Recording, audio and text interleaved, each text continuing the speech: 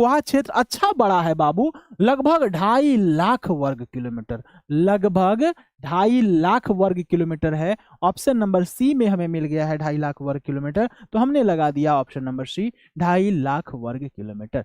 फिर कहते हैं कि निम्नलिखित में से कौन सी सिंधु नदी की सहायक नदी नहीं है?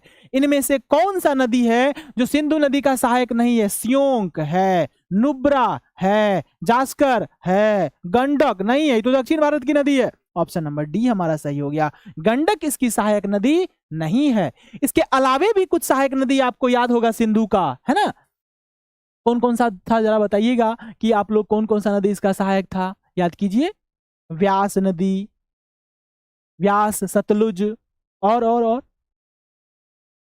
आपका रावी, और दो ठो आप बताइए अपने तरफ से, दो ठो आप लोग अपनी तरफ से बताइए। 5 नदी जो पंजाब से होकर के जाकर मिलती है, पंचनद जिसको कहते हैं, बताइए आप लोग, है ना?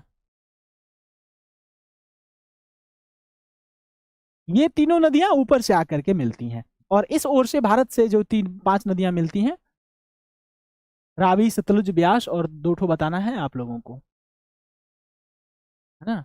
हाँ ठीक है, ठीक है, बिल्कुल सही कहा आपने।